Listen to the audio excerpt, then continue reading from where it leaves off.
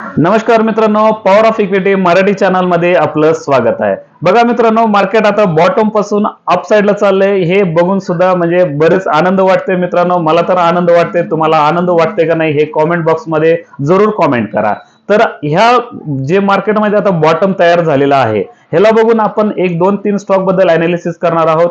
म्हणजे निफ्टीला जे बॉटम झालेलं आहे सेम टू सेम त्या स्टॉक मध्ये सुद्धा असं एक बॉटम आता तयार झालेला आहे आणि तिथून पुढे ते स्टॉक अपसाइडला चाललेला आहे.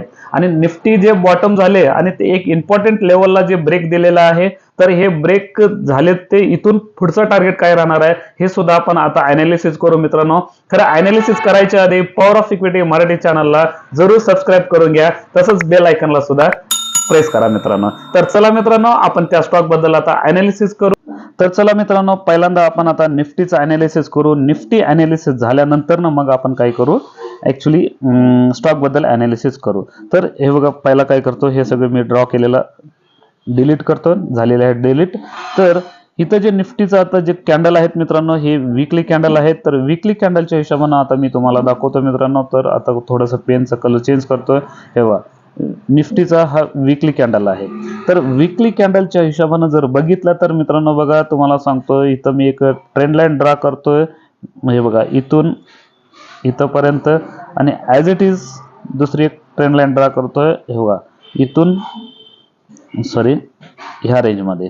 तर बघा मित्रांनो, इथं किती मस्तपैकी आपल्याला एक पॅटर्न बनलेला आहे. ह्या पॅटर्नला काय म्हणतात हे तुम्हाला पण माहित आहे मित्रांनो. तर ह्याला म्हणतोय आपण फॉलिंग ब्रिज.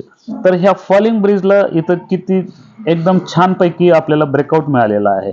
तर ह्या ब्रेकआउटच्या हिशोबानं जर बघून आपण जर समजा स्टॉकमध्ये इन्व्हेस्टमेंट केलं तर आपल्याला इन्व्हेस्टमेंट म्हणजे प्रॉफिट चांगलं होऊ शकते. तर आता ही जे कॅन्डल बनलेली आहे मित्रांनो, ह्या कॅन्डलला बघून असं वाटते की निफ्टीचा इथं एक आता सध्या एक थोडे दिवसासाठी म्हणजे एक बॉटम तयार झालेलं आहे असं वाटते. म्हणजे जर समजा आता बॉटम तयार झाला तर नेक्स्ट टार्गेट किती आहे निफ्टीचा. तर बघा मित्रांनो, इथं जे आपल्याला हा जो रेजिस्टन्स दिसतोय हे किती आहे आपल्याला 24,000चा. किती? 24,000चा हा एक इम्पॉर्टंट रेजिस्टन्स दिसतोय मित्रांनो. जर ह्या रेजिस्टन्सला सुद्धा जर क्रॉस केलं तर पुढचं जे टार्गेट आहे आपला हे 25,000. हे राऊंड फिगर तुम्हाला मी का सांगतोय मित्रांनो, तर बघा, हे राऊंड फिगर जे अमाऊंट असतात हे सायकॉलॉजी लेवल असतात. जेणेकरून पुट बाय करणारा किंवा सेल करणारा जो असतोय का नाही, पुट सेल आणि कॉल सेल जे करणारे लोक असतात, हे मोस्टली जे राऊंड फिगर जे प्राइस असतात ह्या ठिकाणी व्हॉल्यूम खूप जास्त प्रमाणात सेल केलेल्या असतात.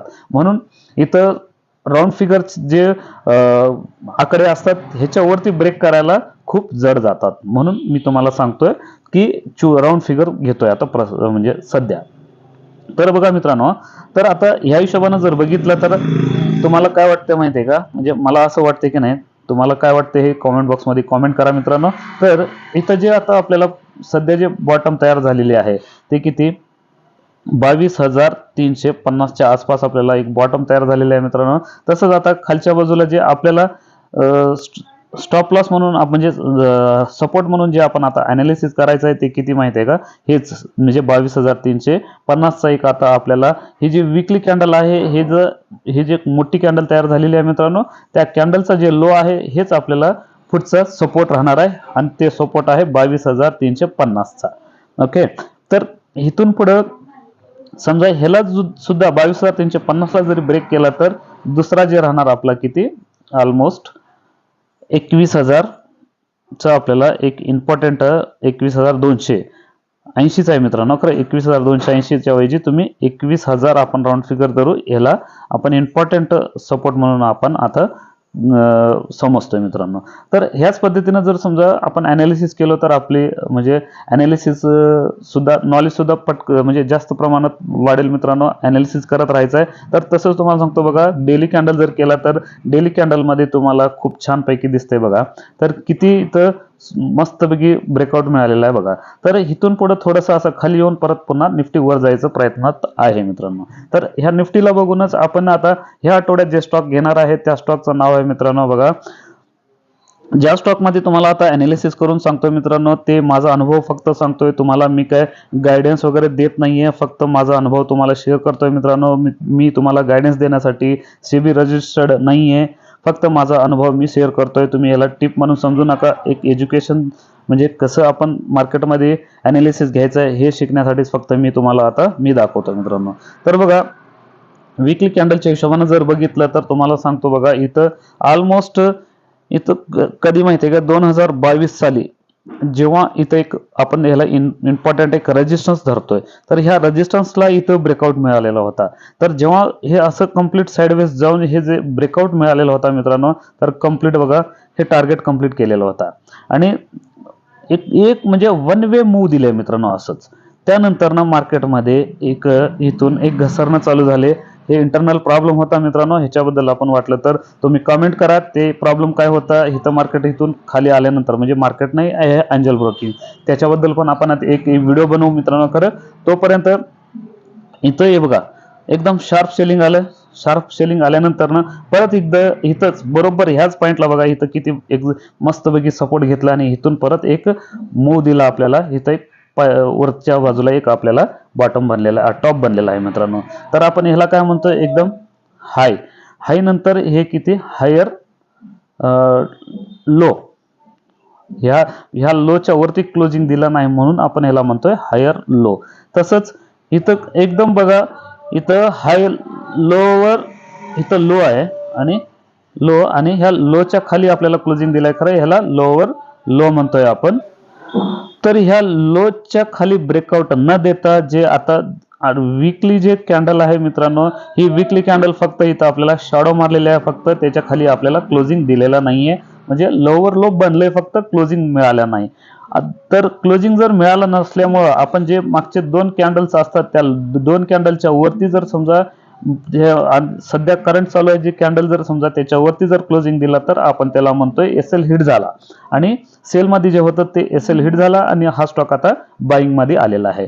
तर एंजल ब्रोकिंग बघा मित्रांनो, हा स्टॉक आता बाईंग मध्ये आलेला आहे. तर ह्या स्टॉकला आपण काय रेंज पर्यंत आपण खरेदी करू शकतोय, तर इथं जे ऑलमोस्ट 2336 म्हणजे 2336.80 जर पकडलं तर तुम्ही इथून ह्या स्टॉकला ह्या रेंज पासून थोडंसं जरी करेक्शन आलं तर ऑलमोस्ट 2000 पर्यंत सुद्धा आपण एंजल ब्रोकिंग मध्ये आपण इन्व्हेस्टमेंट करू शकतोय मित्रांनो. तर जे टार्गेट राहील आपला, जे आपण हे ही जे हायर टॉप जे बनलेलं आहे बरोबर इथपर्यंत येऊ शकते आणि ते टार्गेट असू शकते मित्रांनो. ते ऑलमोस्ट किती 3000 ते 3100 पर्यंत. थोडंसं स्क्रीनवरती पेन घसरते मित्रांनो, त्यामुळे अक्षर चांगले येत नाहीये तर तुम्ही समजून घ्या. तर आणि माझे हँड रायटिंग काही एवढी छान नाहीये, तर प्लीज ह्याच्याबद्दल तर काही कॉमेंट करू नका. तर चला बघा मित्रांनो, आता ह्या स्टॉकमध्ये जर स्टॉप लॉस जर लावायचा असेल तर जे स्टॉप लॉस आहे इथं इम्पॉर्टंट जे आपण ही लाईन हॉरिझॉन्टल लाईन ड्रा केलेली आहे किती ते 1950 राऊंड फिगर धरा. तर ह्या 1950च्या बिलो वीकली कॅन्डल जर समजा क्लोजिंग दिलं तर आपण एक्झिट होऊन जायचं आहे मित्रांनो. तर असंच ह्या स्टॉकमध्ये आता आपण बघू एकदा. तर मंथली कॅन्डल मध्ये कसं झालेलं आहे हे सुद्धा तुम्हाला आता मी दाखवतो बघा. तर मंथली कॅन्डल मध्ये सुद्धा बघा मित्रांनो, अजून मंथली कॅन्डल क्लोजिंग व्हायचं आहे. खरं त्याच्या आधी सुद्धा आपल्याला किती छानपैकी इथं एक सपोर्ट दिसते, तुम्ही एकदा लक्षात घ्या मित्रांनो. तर ह्याच पद्धतीनं जर समजा आपण ॲनालिसिस करत राहिलो तर आपल्याला स्टॉक मार्केटमध्ये प्रॉफिटमध्ये येण्यासाठी कोणीही आपल्याला अडवू शकत नाहीये. तर असंच आणखीन एक दुसरा स्टॉक आहे मित्रांनो, त्या स्टॉक बद्दल सुद्धा आपण आता ॲनालिसिस करू. म्हणजे ह्या स्टॉकमध्ये बरीच लोक अडकलेले होते, म्हणजे हायर रेंजला बाय करून त्या स्टॉकमध्ये अडकलेले होते आणि तो स्टॉक तिथून म्हणजे कंप्लीट घसरत होता. तर त्या स्टॉकचं नाव आहे टाटा मोटर. तर हा स्टॉक मित्रांनो बघा फंडामेंटल बघितला तर एकदम खूप छान आहे. तर बघा आता जे कॅन्डल आहे हे आपलं टाटा मोटरमध्ये मंथली कॅन्डल आहे आणि जेव्हा 2015 साली जे इथं हाय होतं त्या हायला इथं ऑलमोस्ट 2023 ला ब्रेकआउट मिळाला आपल्याला. ब्रेकआउट मिळाल्यानंतर ना हा स्टॉक कंप्लीट असं वन साइड अपमूव्ह जाऊन डाऊन साइडला येताना सुद्धा जेव्हा मार्केटमध्ये करेक्शन चालू झाला तेव्हापासून हा स्टॉक कंप्लीट असा डाऊन साइडला आला. आणि आता बघा हा जो मंथली कॅन्डल आहे तर बघा मित्रांनो इथं एक बुलिश मोरू बाजू तयार झालेला आहे. ही कॅन्डल तयार होण्यासाठी आता सध्या म्हणजे आता सध्या काम करते मित्रांनो, तसं समजून घ्या. मी काय बोलतोय थोडंसं चुकलं तरी माफ करा मित्रांनो, काय अडचण नाही. तर बघा आता टाटा मोटरमध्ये 703 पासून जर समजा ह्याच्यामध्ये करेक्शन जरी आलं तर तुम्ही 650 पर्यंत आपण टाटा मोटर्स मध्ये बाय करू शकतो. ओके. आणि याचं आता तुम्ही व्हॅल्युएशन जर बघितलं तर मित्रांनो खूप छान आहे. ते व्हॅल्युएशन सुद्धा मी तुम्हाला जर दाखवायचं असेल तर व्हिडिओ खूप मोठा होईल. आधीच आता व्हिडिओ भरपूर मोठा झालेला आहे मित्रांनो. जेवढा व्हिडिओ मोठा होते तेवढा बघायला सुद्धा कंटाळा वाटते. तर आता आपण सध्या जे आता याच्याबद्दल झालेलं आहे मित्रांनो, खरं टाटा मोटर्स बद्दल, तर टाटा मोटरचं जे आता आपल्याला स्टॉप लॉस जे आहे हे बघा, तुम्हाला आता हे मंथली कॅन्डलचा जो लो दिसतोय ते किती 605 रुपये म्हणजे 6 रुपये दिसतोय. तर आपण ऍक्च्युली याच्यामध्ये काय करू मित्रांनो, वीकली कॅन्डल मध्ये जाऊ. पहिला वीकली कॅन्डल मध्ये गेल्यानंतर ना, वीकली कॅन्डल मध्ये कसा स्टॉप लॉस पण आपल्याला म्हणजे हिट जर झाला तर लवकर हिट होतोय, आणि मंथली कॅन्डलचा जर वाट बघितला तर तो स्टॉप आणखीन म्हणजे स्टॉप लॉसच्या प्राइसच्या खाली आणि भरपूर जाऊ शकते. तर बघा इथं जे आपल्याला ब्रेकआउट मिळालेलं आहे हे पॉइंट किती 606 रुपये. तर 606 रुपयात stop loss, strict stop loss ठेवून आपण ह्याच्यामध्ये काम करू शकतो. तर बघा मित्रांनो, ह्याच्यामध्ये वीकली कॅन्डल मध्ये सुद्धा जे आता मी हे डाऊन ट्रेंड लाईन मी ड्रॉ केलेला आहे, त्या डाऊन ट्रेंड लाईनला सुद्धा इथं आपल्याला ब्रेकआउट मिळालेला आहे. तर त्याच्यामुळं आपल्याला आता सध्या ह्या स्टॉकमध्ये बाय करण्यासाठी चांगली ऑपॉर्च्युनिटी आहे मित्रांनो. ह्याच्यामध्ये आता आपण बाय करू शकतोय, आणि टार्गेट जे राहणार तर तुम्ही लॉंग टर्मला बिंदासपणे ह्या स्टॉकला ठेवू शकताय मित्रांनो. तरी सुद्धा तुम्हाला शॉर्ट टर्मसाठी जर म्हणजे खरेदी करायचं असेल तर ऑलमोस्ट पहिला जे टार्गेट राहील तुमचं किती 820 ते 850च्या दरम्यान पहिला टार्गेट राहील टाटा मोटर्स मध्ये. आणि तसेच दुसरं जे टार्गेट आहे ते ऑलमोस्ट आपल्याला किती दुसरा जे टार्गेट आहे आपला कंप्लीट 1000चा राहील मित्रांनो, 1000. आणि तसंच जे आपलं लाईफ टाइम हायचा जो आहे ते किती 1170-80च्या आसपास आहे मित्रांनो. तर ह्याला सुद्धा जर ब्रेकआउट दिला तर हा स्टॉक माइंड ब्लोईंग होऊन जाईल. खरं ह्या गोष्टीला वेळ लागेल मित्रांनो, म्हणजे लगेच काय होणार नाहीये. का माहित आहे, कंपनीमध्ये काही ना काहीतरी घडामोडी चालू असते, काही चांगली न्यूज असते, कधी पॉझिटिव्ह असते, कधी निगेटिव्ह असते. ते न्यूजच्या याच्यावरती थोडे दिवसासाठी प्राइस खालीवर होत असते मित्रांनो. तर तुम्ही स्टॉकमध्ये बाय करताना एंट्री करताना न्यूजला तुम्ही जास्त इम्पॉर्टंट देऊ नका मित्रांनो. न्यूजला जर तुम्ही जास्त इम्पॉर्टंट दिला आणि न्यूज ऐकत बसला तर तुम्ही 100% तुम्ही स्टॉक मार्केटमध्ये कायमस्वरूपीचं लॉसमध्ये राहणार आहे मित्रांनो. तर बघा, आपल्याला कुठल्या पण स्टॉकमध्ये बाय करताना जबरदस्त म्हणजे आपल्या अनालिसिस प्रमाणे आपण बाय करायचं, आणि होल्डिंग सुद्धा आपल्या अनालिसिस प्रमाणे आपण ठेवायचं असतं. आणि असं जातं दुसऱ्या स्टॉक बद्दल एकदा अनालिसिस करू मित्रांनो, तर त्या स्टॉकचं नाव आहे रिफेक्स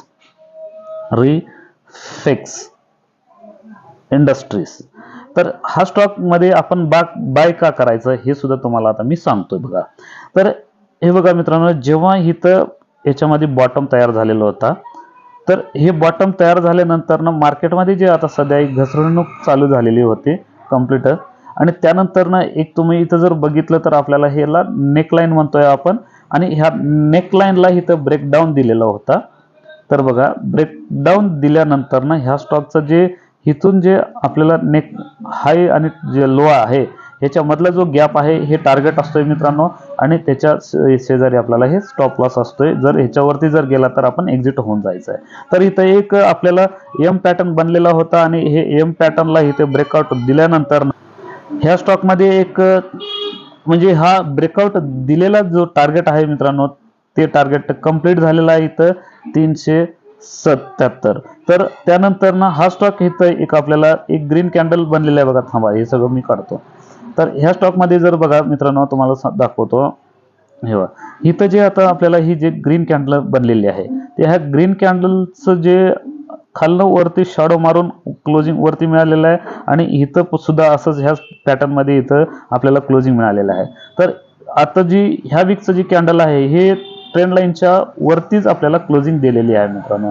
तर ह्या हिशोबानं जर बघितलं तर समजा तुम्हाला याच्यामध्ये जर स्टॉप लॉस जर लावायचा असेल तर वीकली बेसिसच्या प्रमाणे 350च्या खाली जर समजा हे स्टॉक ब्रेकडाऊन जर झाला, क्लोजिंग जर दिला तर मित्रांनो, ब्रेकडाऊन नुसतं होऊन चालत नाहीये.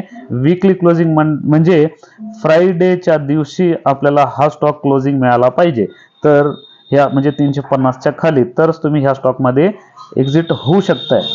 अदरवाईज होल्ड करून राहा. आणि जे टार्गेट राहील ते किती ऑलमोस्ट इथं जे पहिला रेजिस्टन्स जे आहे आपल्याला हे किती ऑलमोस्ट किती 580 ते 600 पर्यंतचा आपला टार्गेट राहील मित्रांनो. तर हे टार्गेटला लवकरात लवकर अचीव होईल. म्हणजे का सांगतो तुम्हाला, इथं जे बरेच 1 महिन्यापासून एक कॅन्डल आपल्याला करेक्शन म्हणजे एका साइडवेज मध्ये दिसते आणि जेव्हा ह्या साइडवेजचं ब्रेकआउट मिळेल तोपर्यंत तुम्ही ब्रेकआउट मिळाल्यानंतर जर बाय करू जर म्हणला तर हा स्टॉक कंप्लीट असं वरती गेलेला असते आणि तुम्ही वरती एंट्री झाल्यानंतर स्टॉप लॉस म्हणजे खूप इथून इथपर्यंत खूप मोठा स्टॉप लॉस होतोय. म्हणून आपण आता ह्या स्टॉकमध्ये सध्या आपण एंट्री करतोय. हे मी पण एंट्री करतोय मित्रांनो, तुम्ही करायचंय का नाही तुम्ही स्वतः ठरवा. हे माझ्या अनालिसिसच्या प्रमाणे मी एंट्री करतोय.